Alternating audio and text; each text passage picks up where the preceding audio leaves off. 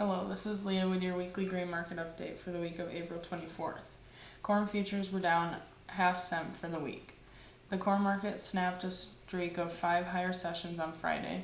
The corn market has traded with caution through the middle part of April, with traders waiting to see how planting progresses and early growing season weather develops. Fundamental news on Friday for the corn market was slim, with Thursday's export sales update a supportive reminder of the strong demand for the U.S. corn, with the program still on pace to reach the USDA's record goal of 3.3 billion bushels of exports this year. Despite the record strong demand, however, the market is still facing multi-year, if not record high, U.S. corn reserves. While the acreage scenario remains up in the air, recent rainfall has improved drought conditions across the U.S. Corn Belt ahead of the busiest planting weeks. Long-range forecasts are calling for above-average precipitation across the belt through summer as well. Although it is very early, the market has been given little reason for whether to price in any 26 U.S. production risk to corn prices just yet. Of course, production concerns stemming from high fertilizer costs. World news was quiet as well to close the week. Argentina's corn harvest is 27% complete, expected to be a record of 61 million metric tons, or 2.4 billion bushels.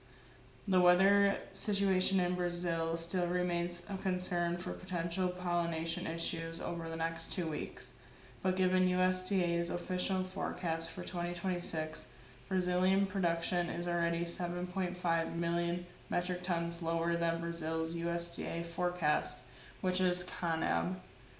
The market reaction has been muted thus far. That being said, USDA's forecast currently appears at this point to be the most reasonable of the two if the current forecast holds. Soybean futures were up 4 cents for the week.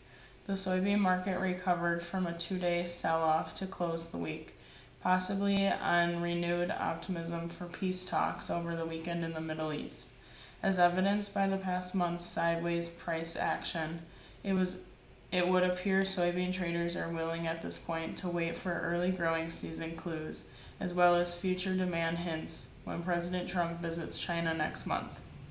Depending on where acreage lands, there is still the potential for a lot of pressure to be put on U.S. yields to remain elevated near trend if reserve stocks are to hold steady by summer of 2027. In terms of U.S. planting, pace is off to an incredible start, with 12% of area reportedly already planted as of last weekend, though rainfall through the past week may have slowed fieldwork slightly.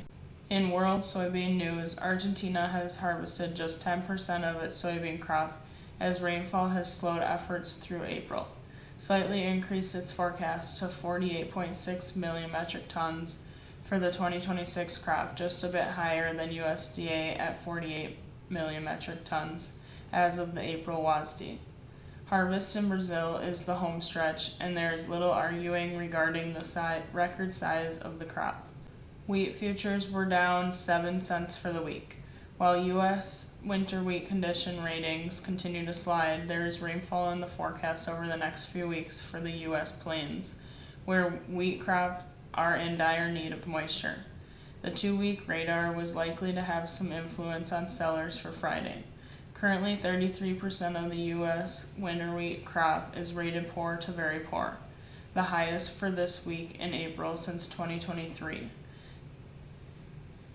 Meanwhile, U.S. wheat demand remains on pace to be a 5-year high, with exports performing well despite high competition this season. 2025-26 wheat commitments surpassed the USDA goal of 900 million bushels as of April 16th.